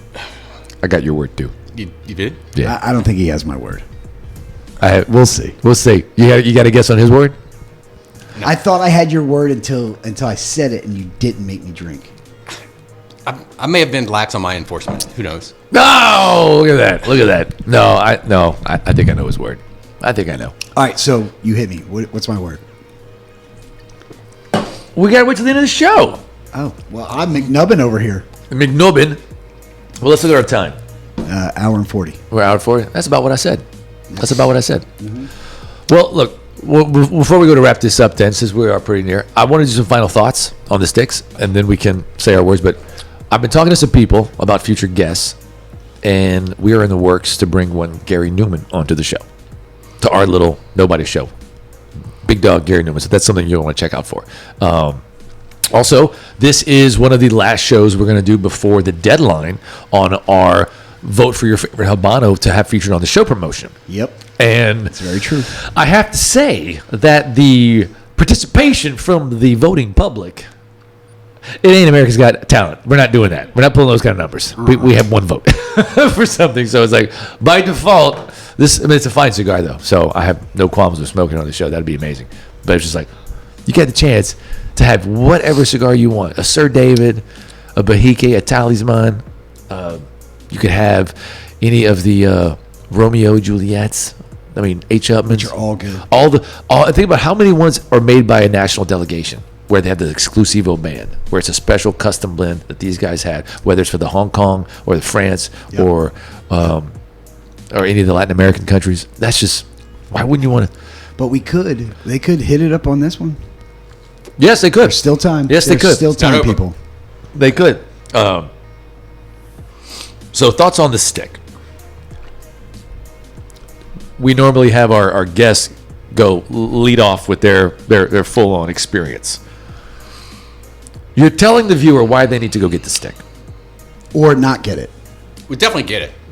It's a great smoke. Easy draw. Pretty complex. Forgot to mention that. Taste profile. I like the pepper, man. That's my deal. You know, being Cajun too. Yeah, And, I love heavy pepper. I love the pepper. I do. You know, Hey, you're that's gonna the buzz thing him? He said your word. He did. He did. I just seen it. Yeah. God damn it, John. Thank you. Now I'm Rob. doing. Now I'm playing two hands here. Damn it! So you do know my word. Yeah, I know your word. So yeah, I like the pepper, man. That's my deal. Yeah, I like the pepper. I wasn't a big fan of pepper in the beginning because I really didn't know what I was gonna like. But now it's like if it doesn't even have that note, I don't like it. It's when it's called for. Some sticks, like with this one, it marries very well with the other flavor notes, and I love it. It's not too much, you know. I can see people finding the Hamlet a little too oppressive with the pepper because it's a lot, you know. But this is like a really balanced pepper. I dig that. But I also like a cigar that doesn't have any pepper, where it's more of like a leather type of mineral finish. Like I had a Bahique last night, and that is just no pepper whatsoever. But it is the most intense cocoa leather. Like all the flavors that Habanos have, because like they say, all Habanos taste the same, but they taste a little different. Yeah. And it's like they have that DNA. They all have those same traits. Well, the Bahique, because of how it's made, it's the tops of all of those traits. So it's like the most intense foretaste, the most intense mid taste, the most intense aftertaste, and this really amazing clean finish. But it's like very potent. By the time I got to the nub, it was like, I'm losing it. It's so strong, but it was out of this world. And I'm a real big fan of this. I didn't know I was going to enjoy it as much as I do now, and I really, really, really like it. I knew you would like it. This is Rocky Patel's. Rocky Patel makes a good stick. They're knocking it out of the park. The RP winner, the RP, all the anniversary ones, the 10, the decade, Hamlets. the 15, fantastic smokes. The vintage 1993, that's like a tried and true. That's a favorite of so many people because it's just a well composed, really flavorful. I mean, I'll never forget the first time you smoked it. It was just like, what have I been missing? Yeah. I was like, I know. I just had to wait till you were ready to show you that. Well, So, would y'all feel comfortable with score? What do you think? what does Cigar Aficionado? What do they say about this? What's the score? I didn't look it up. Point. It's what? I said as a reference point. I didn't look it up. I don't know. Well, I'll have to figure that out. Yeah, but we can look it up. But I'm not asking what they think. I'm asking what y'all Well, think. yeah, you got to go first, guest. I would Yes, say, Jamie. in my unprofessional opinion, 92. Ooh, I'm digging it. I'm picking up what you're laying down. Of course you would. Yeah, that's right. What about you? 93. 93. Yeah, Wow. I'm above Wow. him. Wow. That's coming Wow. from me. Wow. I am legitimately Impressed. surprised to see you go that high because And it's not because I've been drinking a lot, but I'm saying I would 93. Okay. Solid. Take that side by side, a 601 Maduro.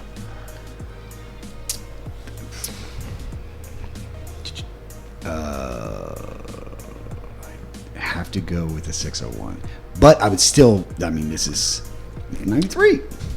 Okay, so put that in perspective of your tops. Like we know what you love. You know the My Fathers and the Padrones, the Perdomos. Where do you put that in there?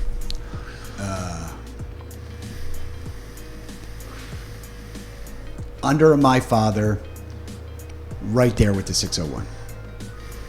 Okay, I can agree with that. See, the way I look at it is this is one of my favorite Rocky Patels out of all of them because it doesn't have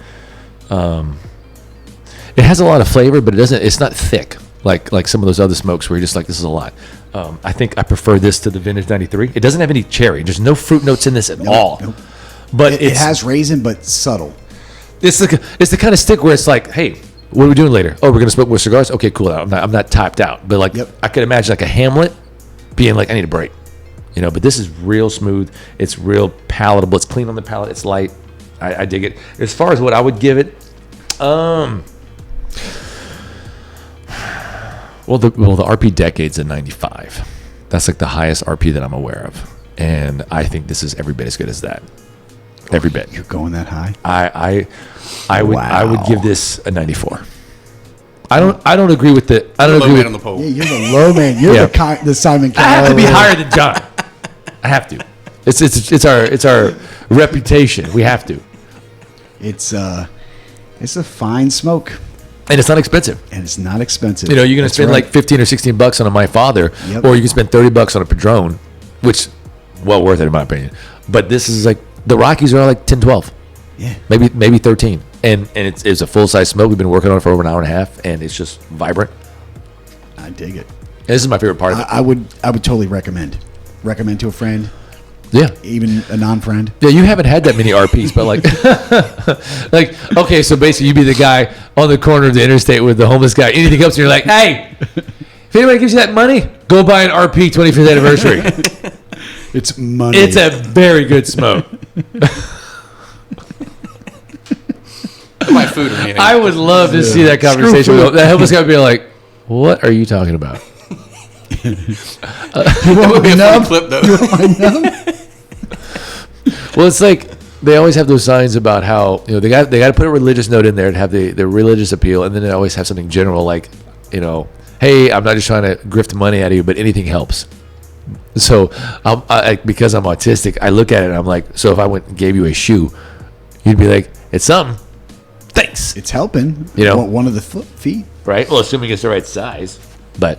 Just gotta I'm find pretty one sure to they don't match. care about it as long as it's not too small. I could make some use out of it. Okay, so what I want to finish on is I want to ask everybody, since we have such an auspicious night coming up with Dustin and Connor, I want people to I've never seen Dustin compete and have it not be a fight of the year contender. I mean, he won with his fight against the Korean Zombie, and his fight with Gagey was He destroyed amazing. Gaethje. The Hooker was amazing. Even the Eddie Alvarez. I don't like what he said to Dan Hooker at the end. I'm sorry, Dustin. I love you, man, but look, you can't say that. Oh, keep trying, buddy. Keep trying. Like, dude, come on. He beating you played up, too. Big Brother. He did, but Dan Hooker was handing it to him a little bit. A little You can't bit. say it Early wasn't. on. Yeah. But I think he was just trying to encourage him, say, man, keep working. That's kind of how I took it. But since I got you on the show, Jamie, and your primary expertise in this world is MMA, and so I want to have the audience benefit from your wisdom. I mean, seriously, dude, you've always been my favorite person to watch fights with, even more so than Corey. That fucking asshole. This guy was such a narcissist. All he wanted to do was flex about like how he was the best MMA fan ever. I was like, dude, you're a dick. No one likes you. Your wife hates you. Like, this is stupid. And then Everyone hates you. And then I did her divorce for haircuts. So I was like, I'm laughing last, motherfucker. But But did you die? But did you die? so anyway, while I have you on the show, we are all MMA fans here, and I want everybody to talk about like their pantheon of when you look back on the entire library of UFC. We'll stay with UFC because Pride is a whole other can of worms, which is a very fun can of worms, by the way. Yeah. We could do a whole show just talking about Pride fights.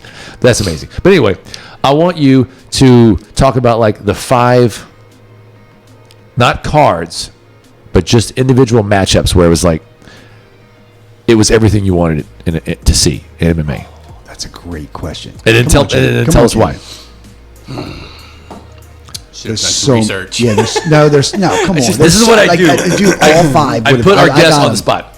But you got this. This Good Lord. is easy. The ones that you were If knew was going to be. if there's a great one matchup. that doesn't make your top 5, I'm slapping you. Because I feel like I'm going to I get slapped. just put it in your head telepathically.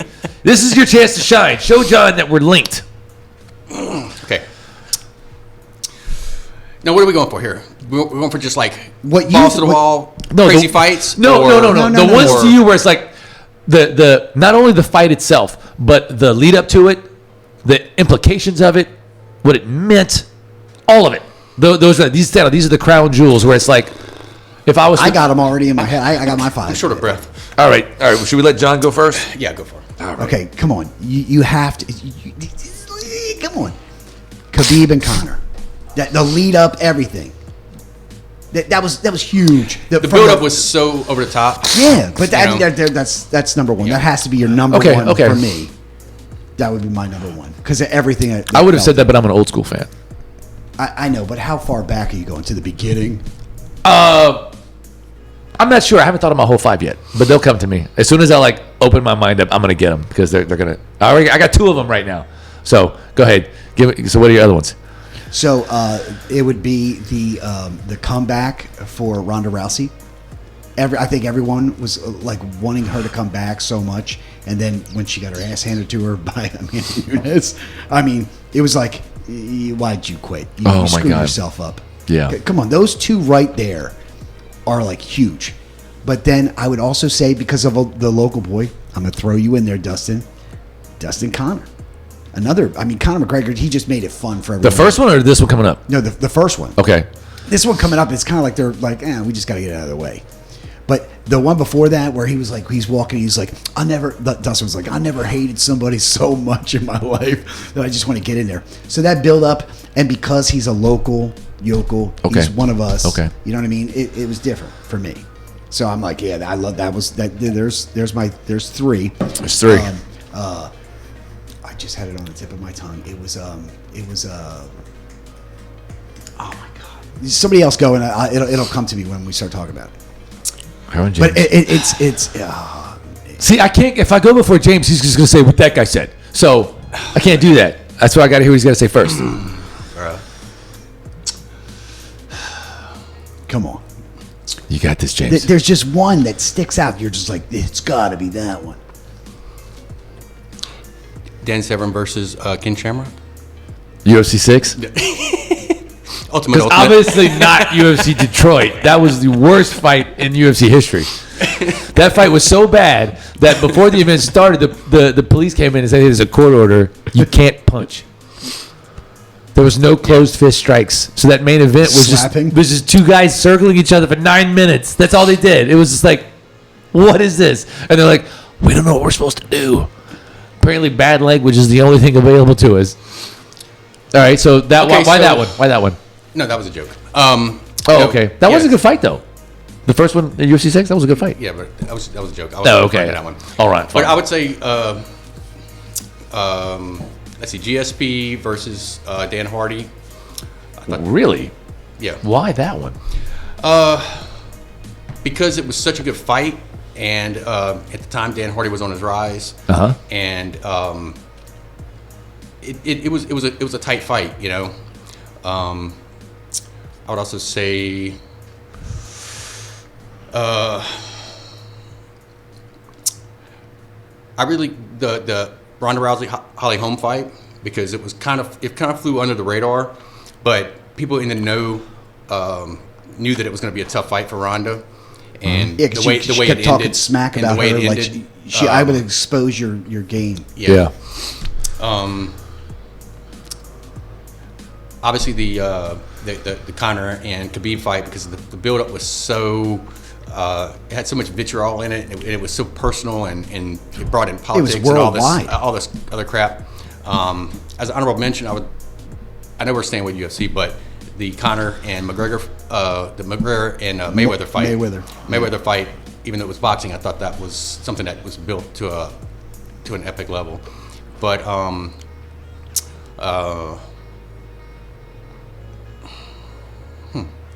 that's all that's coming to mind at the moment. Okay. Hold on, real quick. I forgot. I just got it. It's Nick and Silva.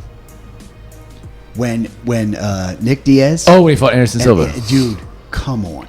When he got down and was like, dude, tell me, and then the whole lead up to that too was perfect.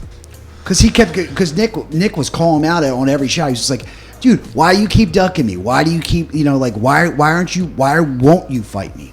And then when he was like, I'm just going to blow you away. And then the decision was controversial too. So how many selections did you make? It was more than 5. Sorry? Did you choose more? He just did 5? He did 3. He did 3? I did 3, yeah. Why am I thinking 7? Oh, that's how many drinks you got to take. I knew I was being set up. See, I don't have John's skills in observation. I play mental chess, everybody. There's a reason why we're ending on this because I'm making you people drink. Motherfucker. Motherfucker. But okay, so going back, I would say the first Anderson Silva and Chael Sonnen fight. And I would say the Dude, the yes. And that was hilarious. And also the Lyoto Machida and Randy Couture fight. Wow. Okay. So those are some others. Okay. I'd like to All mention. right. Can I give like not an honorable mention, but I wish it really comes to fruition? Okay. Is Jones and Alessandra. Yep. Oh, what? I want that fight to happen so bad. What? I want that to happen so bad. Oh, by the way, 2 more. That's 1 more. 9. Okay, I'll take it. What's your word? Fight? 1 more.